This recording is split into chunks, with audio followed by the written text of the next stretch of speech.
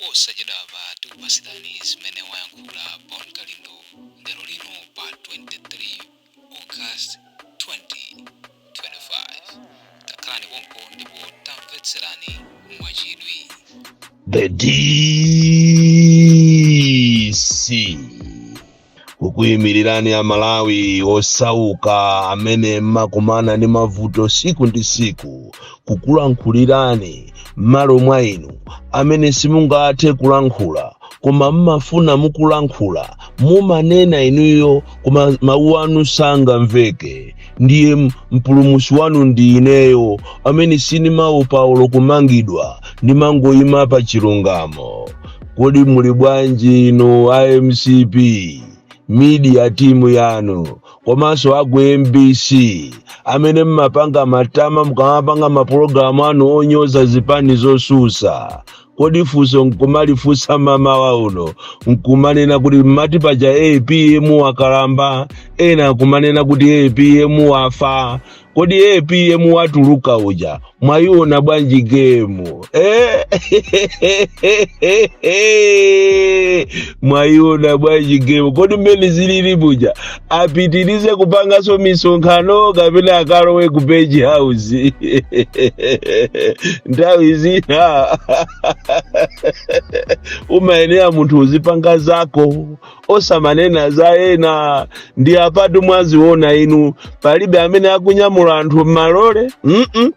Anthu angozuka okha amene kumathamangira kuti akamuone APM.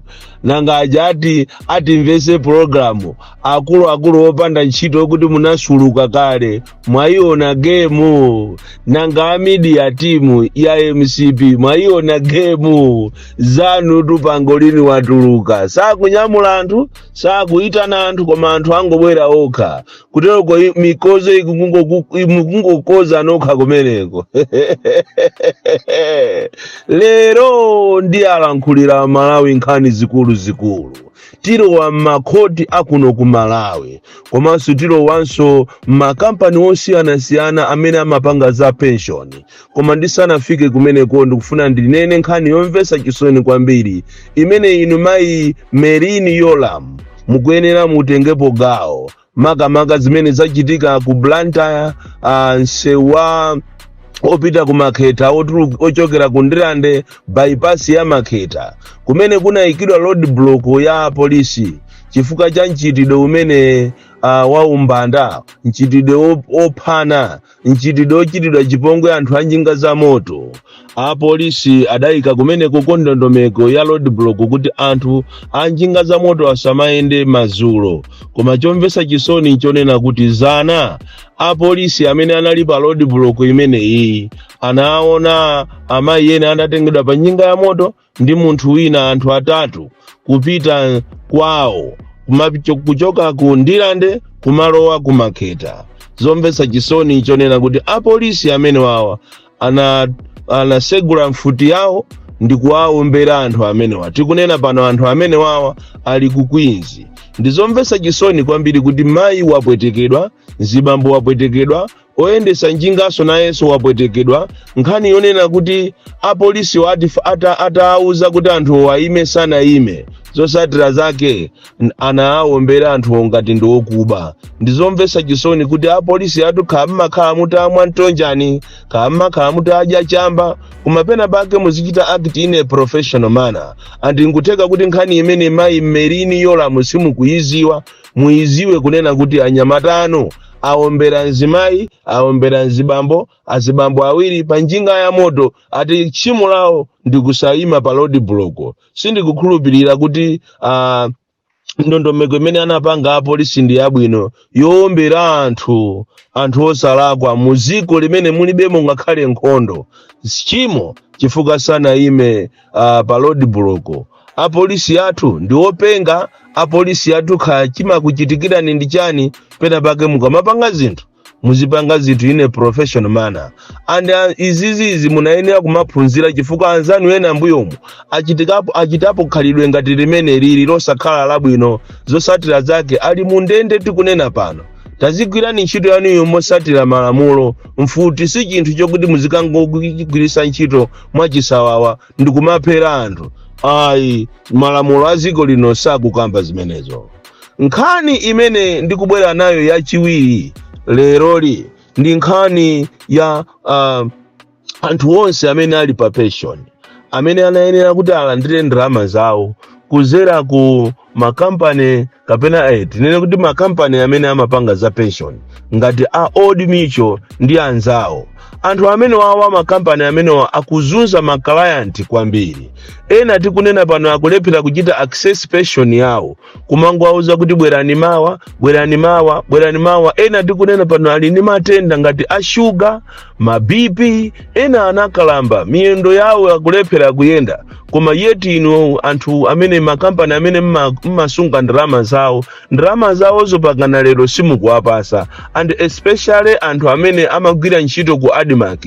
Anthu aku Admark akuzunzika kopya pakana lero, palibe chimene chikuchitika kuti anthu amene wathandizike. And sindikudziwa kunena kuti kodi boma lathu limaganiza motani, atsogoleri inuyo andale mmaganiza motani, simmakhala ndi mtima omva chisoni mukaona anthu amene anayenera kuti azilandira pension yawo pakana lero sakulandira pension. Kodi chimakuchitikirani ndi chani? Apapa ndi pamene muti muyambeni kujijirika kuti mwina muwathandize anthu ena ndi ena amene ali ndi ndalama zawo kuti muwapase ngati mmene mwapangira kwa mkanda kuja kufamu kwa achakwera. Lero titalengeza kuti anthu akumene kwakudandaula, lero ndi pamene anthu aja ati apasidwe ndalama zawo. Ndipo ndikuchita monitor kwambiri, ndikuchita monitor tione kuti kodi anthu ako ankanda kunjinji ndalama zawo alandira, mutagwesera mitengo, mutagwesera nyumba, mutaonongera minda yawo ndi cholinga kuti ati mungoyikamo mapolo kopita ku famu ya Chakwera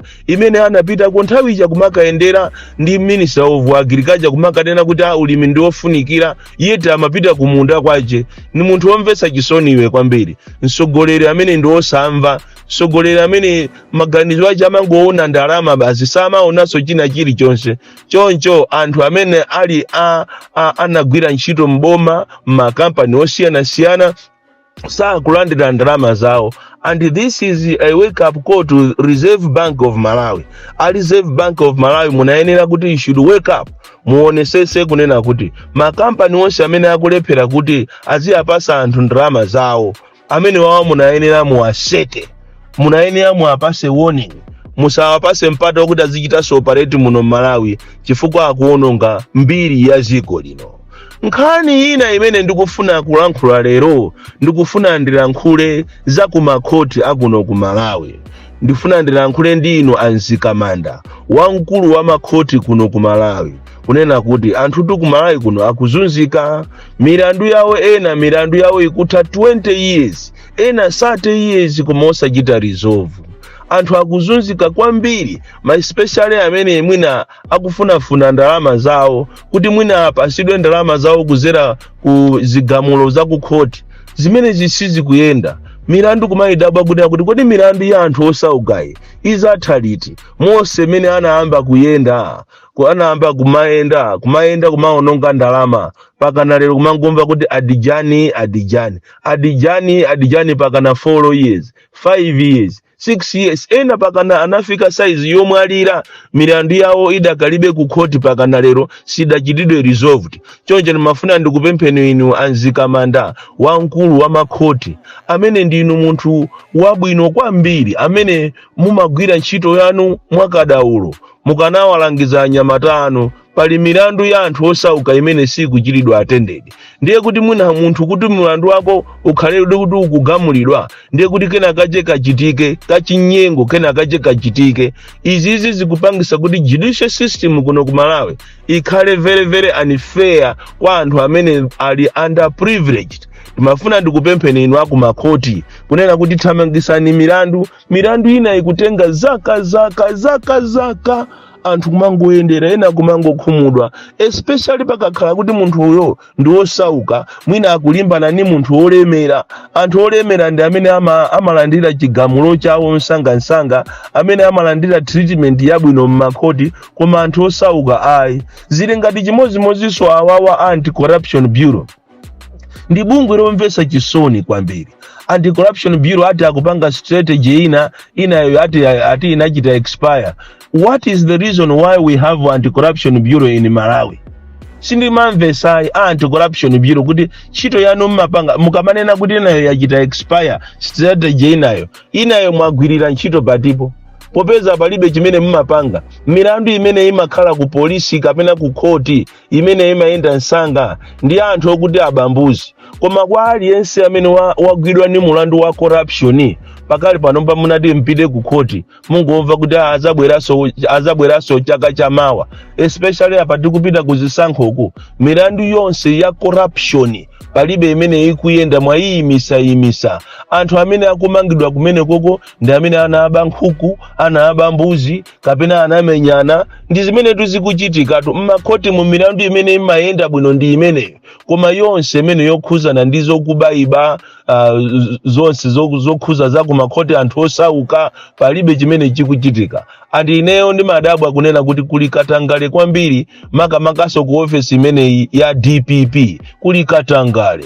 Milandu yokuti aboma amuchite defend munthu amakamuchita munthu amene walakwiridwa amakakhala kumbuyo kwa munthu amene wolakwayo. Mwachisanzo mayi wina mwana wake anaphedwa msewu wa Zomba ndipo munthu amene wokuphayo anampha ndi galimoto. Munthu amene yeye wapanga ngozi zosiyana kuyitengera nkhani kupita ku koti akupezeka kuti a DPP Director of Public Prosecution akukhala kumbuyo kwa munthu uja wokupha uja.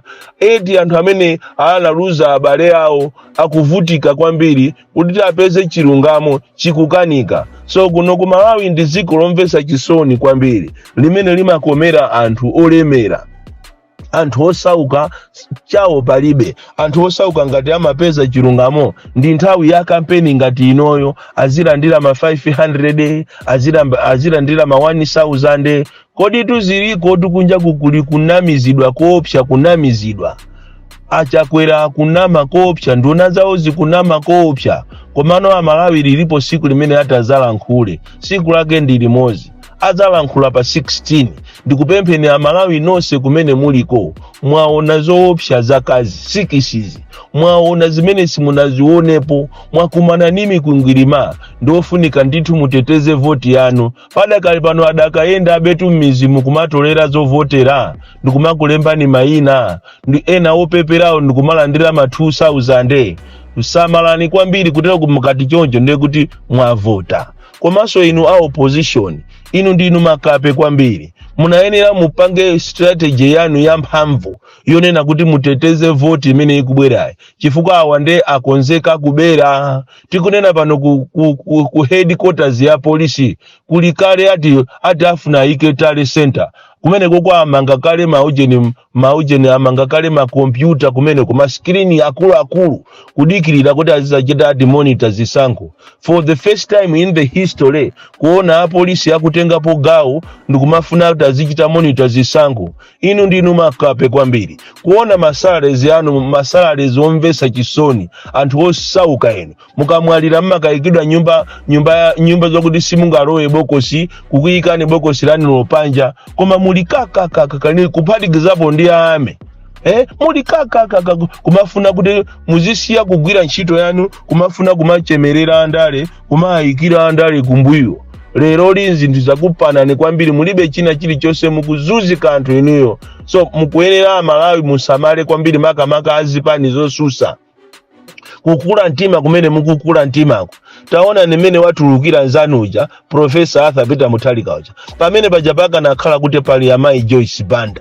Pamene pajapaka nakhala kuti pali Nankhumwa. Pamene pajapaka nakhala kuti pali Atuperi. Pamene pajapaka nakhala kuti uje Chihana uja mene watulukira a Prophet Mbewe. Nonse achina uje ni Khumbo Kachali. Achina Mwene Fumbo. Nonse muka nakhala wani block. Achina Kabambe. Kodi anthu amene wakanazikozera motani. koma ayi ndithu mukukanika anthu inu kuti mwawombole amalawi mukukanika, komatu izizi mulungu akuona ndipo amushuwa kunena kuti mulungu pa 16 pano apanga miracle. Anthu amene akonzeka ndi zigawenga zawo zokuti azikapita mmasentamo azimenya anthu aziyikamo mavoti ovota machini awo amene apanga kuti ati munthu ukamafuna kuvota ati uzilowesa chala mmachini icholinga kuti abere. Mulungu achisi amene ndi muzi wa inu akukanthani kwambiri agalu inu muzi waso kuti mulungu ndi wazatheka bwanji. Bon Kalindo the DC mwana woopsa kwambiri, the most deadly and dangerous child from Jeza Village, TA Mabuka, box 76, Mulanje, Malawi, Southern Africa.